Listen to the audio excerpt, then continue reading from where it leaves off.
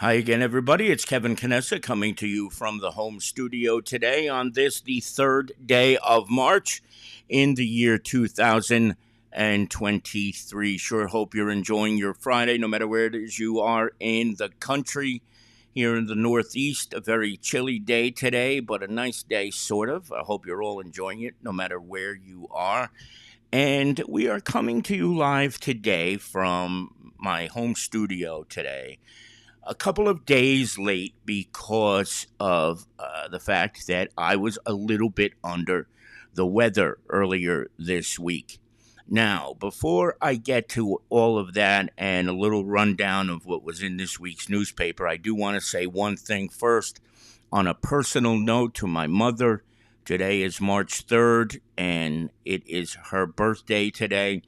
And I had a chance to spend some time with her yesterday. She came by yesterday.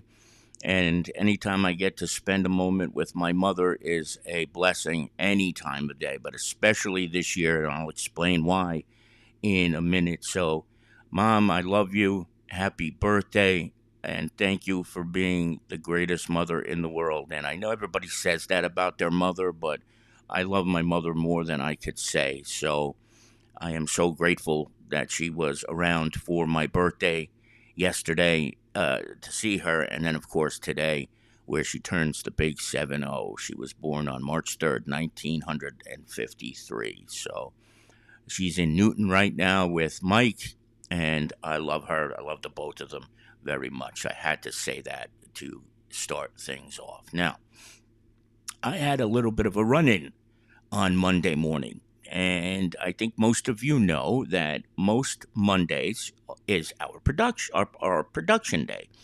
And I usually start off the morning having a cup of coffee, watching Morning Joe, and reading stories that are breaking from overnight, things that happened over the weekend that I might have missed, or things of that nature. So it was Monday morning, the 27th of February, if I can get the dates right, at about 10 minutes after 10 in the morning.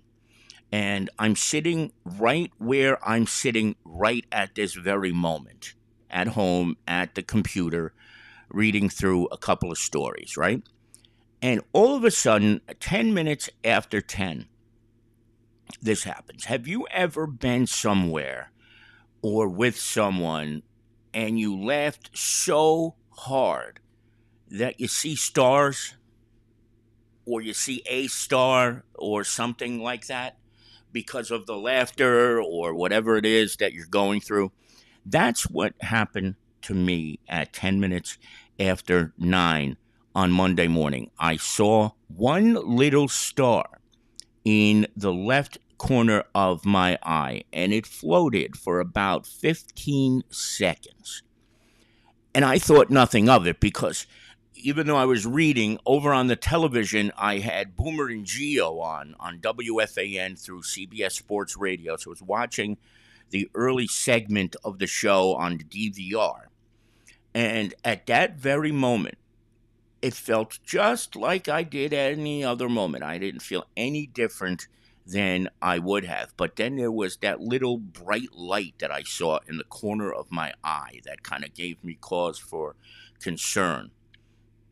And so I picked up the phone, just like this right here, just like I normally would pick up a telephone. And I started to read a couple of stories that were on NJ.com, on theobserver.com, a few other places. And I was able to read everything I read normally. But something wasn't making sense. And I didn't quite understand it. I knew something was wrong right from the get-go, but I just couldn't pinpoint what it was. So I, for whatever the reason, decided to speak out loud. And that was when the proverbial shit hit the fan. Because I'm going to give you an example, okay? You see this truck right here that Lisa gave me a couple of months ago? This is one of my prized possessions. I love the W.B. Mason trucks, okay? Now, there's nothing about this W.B. Mason truck that is important. Nothing special about it, but I just happen to love it. But when I picked up the truck and I started to read what it says on the truck, I'm just giving this as an example. I'll read it to you right now. Huber WB Mason, products for the workplace since 1898, faster delivery. When I started to read it, it was like I had never spoken in my life. It would be like boo, hut, ubba, be basin, pile for place. Okay, I'm not exaggerating, folks. There were certain words I could not say. I could not speak. It was scaring the crap out of me. But the thing that was so bizarre about it all was that I was perfectly fine. I didn't feel dizzy. I didn't feel nausea. I didn't have a headache. I was able to stand. I was able to walk. I went to the bathroom. I even took a shower, and everything seemed perfectly normal. But it really, truly wasn't at that moment, because at that moment, I had what is called a transient ischemic attack, which in shorter terms or simpler terms is a minor stroke. And I was speaking with the Harrison Fire Chief today, Richard Henry Richard, and he said that it is often an early warning sign of a much, much bigger stroke. And that is exactly what happened to me. I, for about an hour, was having trouble reading and saying things, and it was frightening. I'll give you another example of what I couldn't do. Most of you who are fans of Good Day New York on Fox 5, Rosanna Scotto, know that every Friday morning at 8:30 a.m., they play the song Native New Yorker by Odyssey. And that song now has a very special place in my heart. It always did, because Mom and I would listen to it every week, even when I lived in Florida.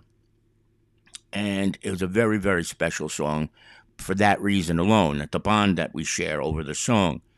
But I remember that day and saying to my mother, I called her on the phone and I said, Ma, what's the name of the song they sing every Friday at 8:30 a.m.? What the hell is the name of the song? And she was nervous already because she knew something was up. And she couldn't think of the name of the song for the life of her. And I said, come on, what's the name of the song? The one that they sing every Friday morning. What is it? What is it? Come on. And then it popped into my head, in my brain. I knew what the name of the song was. And I basically said, okay, I know what it is. It's belated Buborker, something like that. It wasn't Native New Yorker at all. It was some sound that would sound similar to Native New Yorker, but it wasn't Native New Yorker. So at that moment, I knew I was in trouble, or at least needed to get help. And I went to the doctor and then checked myself in. Eventually got checked into St. Michael's Medical Center. And I cannot say enough good things.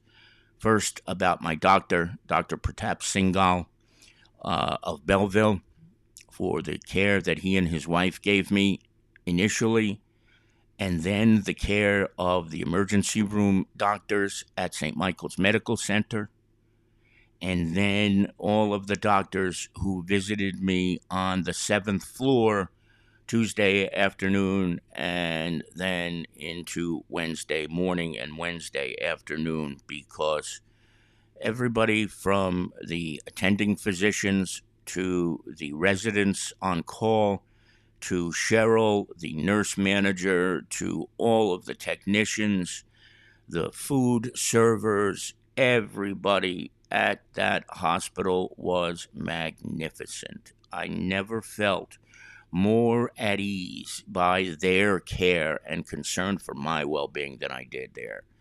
And I am so happy and so grateful that I chose to go to St. Michael's Medical Center. And the person who I think most influenced me to make that decision is Melanie Ryan, because she herself has had many good experiences there. Not that any hospital experience is fun, but I was debating whether to go to St. Michael's Medical Center or Clara Moss. But with St. Michael's being the closest option for my place in Harrison, it was a no brainer. Which leads me to another thing. My journey to St. Michael's on Tuesday morning would not have been possible were it not for Kearney police officer and PBA president Mina Claudius, who got into one of his police cruisers and hopped me in the front seat and drove me door to door to St. Michael's Medical Center in Newark to get me the care that I needed there. What Mina did that day to me is heroic. He says it was nothing, he's just being a friend, but to me, there's very little more heroic than when somebody goes out of their way to help somebody in a way that doesn't necessarily have to happen. I could have probably driven, I could have taken an Uber, but Mina wanted to get me there on his own, and that's exactly what he did. And to him and to the PBA and to the Kearney Police Department, my cap is forever indebted to all of you for making sure that I went, because there was part of me that almost figured, all right, this thing went away. I feel all right. I really don't need to go, but I clearly needed to go.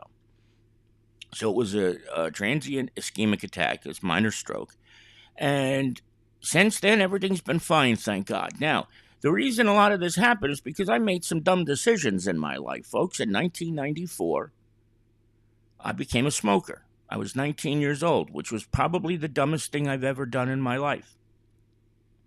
But that lasted for 29 years. 29 years. And I didn't just smoke sometimes, I was a heavy smoker. And that has come to an end. That has come to an end. I will not do it anymore. I have, I sort of traded one thing off for a vape for now, but I will never light up again because that feeling of, holy cow, one more second maybe would have been enough time for that stroke to have become permanent. And I don't ever want to live like that again. And I am so glad that I finally realized how stupid it was for so long to have been a smoker. I mean, just so stupid. What is it? I don't get it. But you live and you learn. I also gained a lot of weight during COVID. I was 219 pounds and I got up to 299. So what is that? 80 pounds, 90 pounds? I get 80 pounds, right? Fortunately, I'm already down to 269. I lost 10 pounds in a week.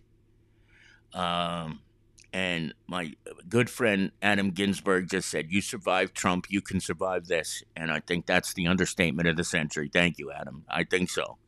I think so. Those 4 years were tough, but I got through them, and I'm going to get through this.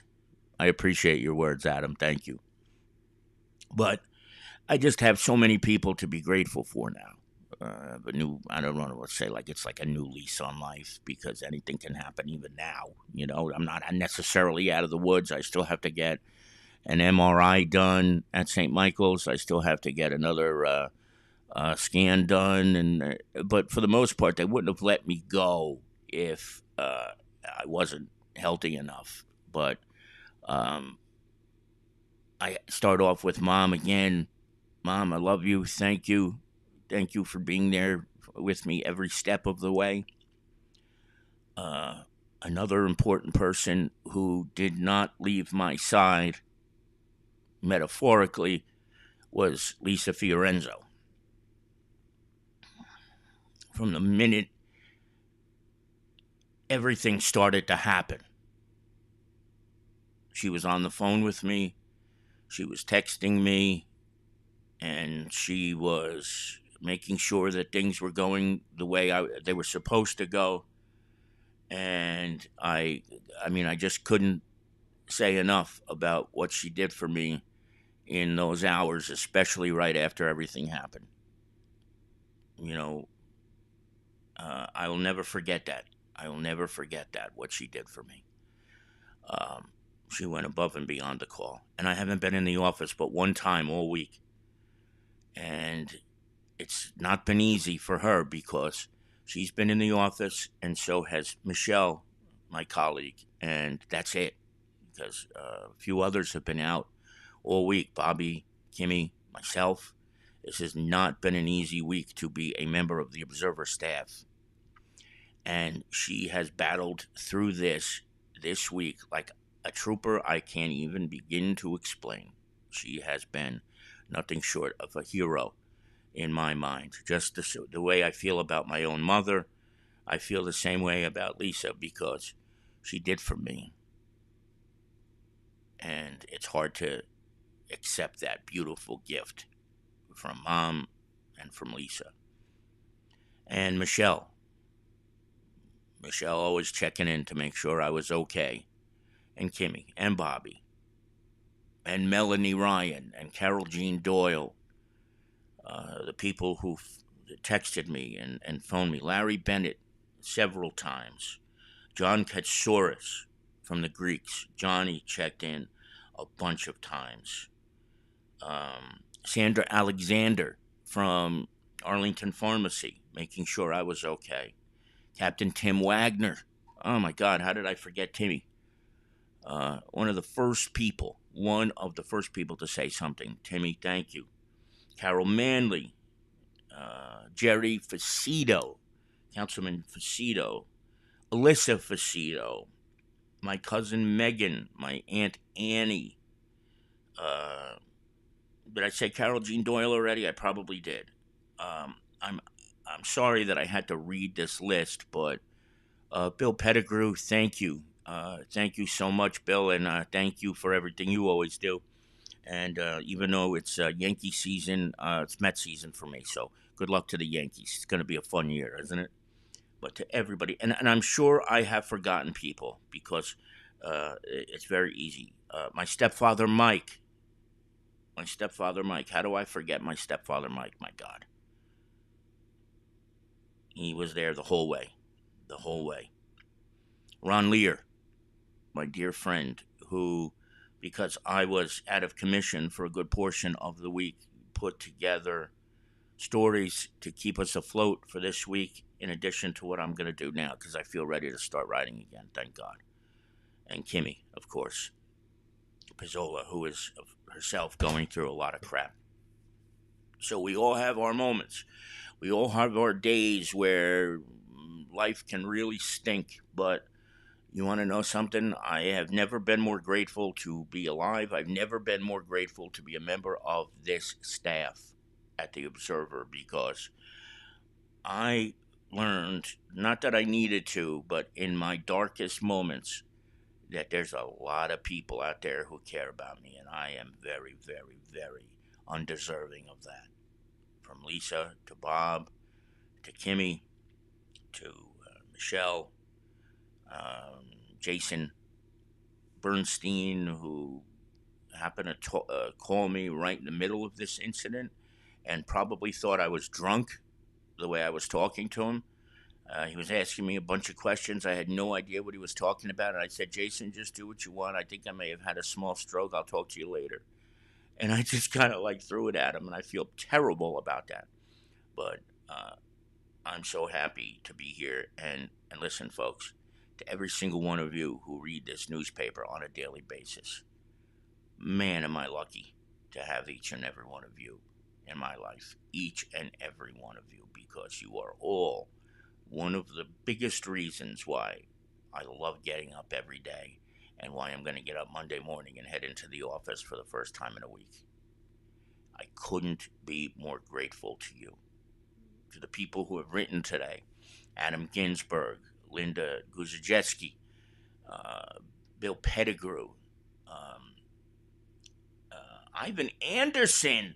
Holy cow. Ivan Anderson, I have not seen in 10 years. Ivan Anderson is from Canada, and he was one of the original viewers of my show on Shovio.com in 2010. Ivan Anderson, it's so good to see you, brother. It really is. Thank you. And Lisa just said the words that I think say it all, because when I saw Lisa yesterday in the office for the first time since the previous Friday, I just didn't want to let go of the hug that I gave her because there's a chance that who knows that I may never have had that chance to do that again. So I miss you and I love you, and I love each and every one of you all very, very much. On this, the third day of March 2023, the day of Mom's birthday.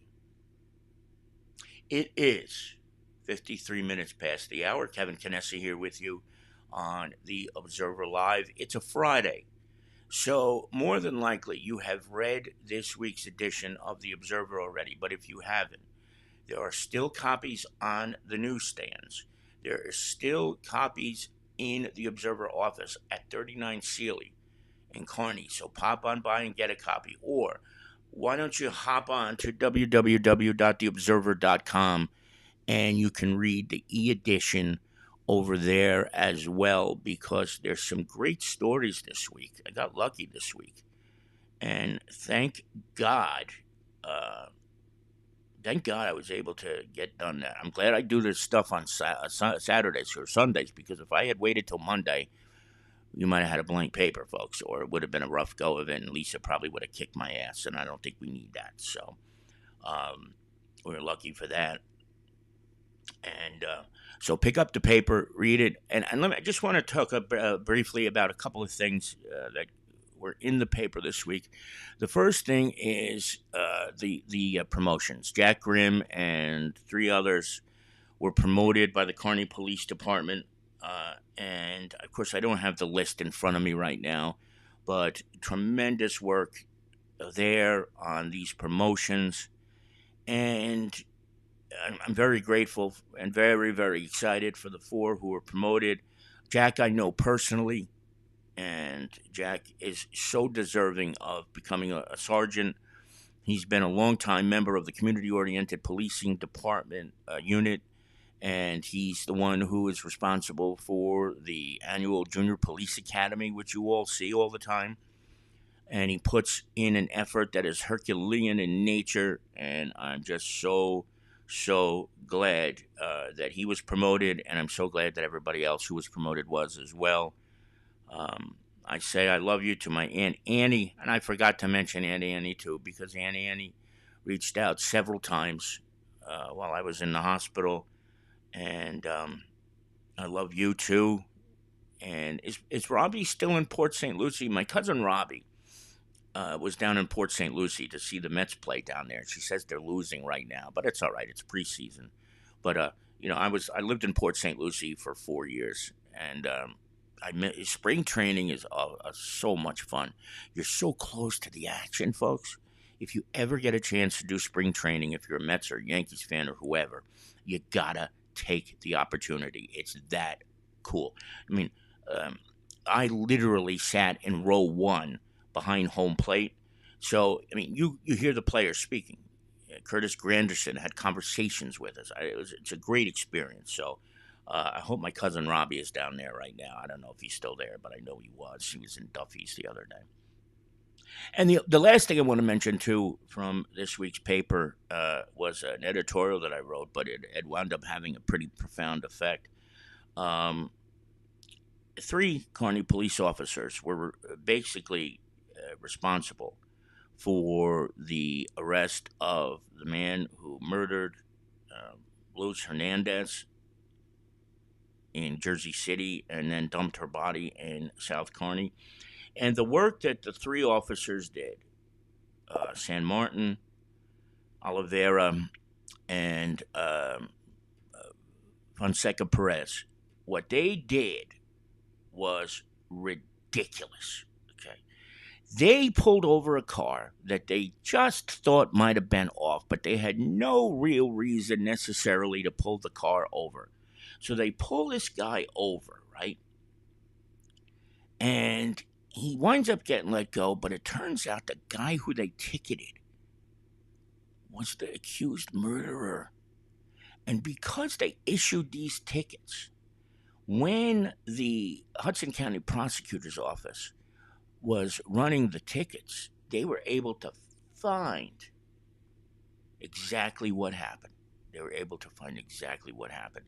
And now he has been charged with first-degree murder because of the heroic work of the Kearney Police Department. And Bill Spadea, who is a longtime journalist and commentator on New Jersey 101.5, picked up the story and shared it today as the law enforcement heroes of the week. And I couldn't agree more. Those three are true law enforcement heroes. Were it not for their natural instincts, these guys may still be out roaming free. One of them's still out, but the guy who is accused of first degree murder is behind bars and hopefully will never see the light of day again.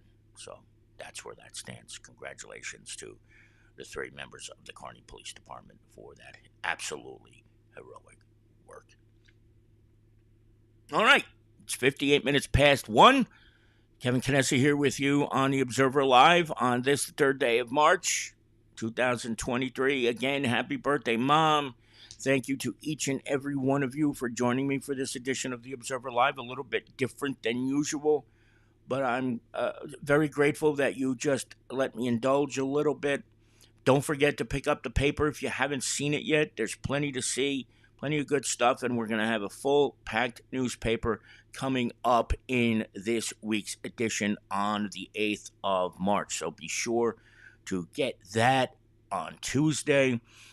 There's a couple of advertising supplements too, and a dining guide. So if you're looking for somewhere to go tonight or tomorrow or Sunday, please check it out when you get a chance. It's a great new addition to the Observer that Bobby and Lisa put together. So check that out. So Annie, I love you. Bill, have a great weekend. Mom, Tony, let's see, Ivan, Linda, Adam, everybody who's here, thank you. Everybody at the office, thank you. And I'll stop with the thank yous because I've said it too many times. From the home newsroom today, Kevin Knessa, signing off for now. Thank you for joining me today, and I hope to see you back here again very, very soon. Have a good night, everybody, and a great weekend. We'll see you next week.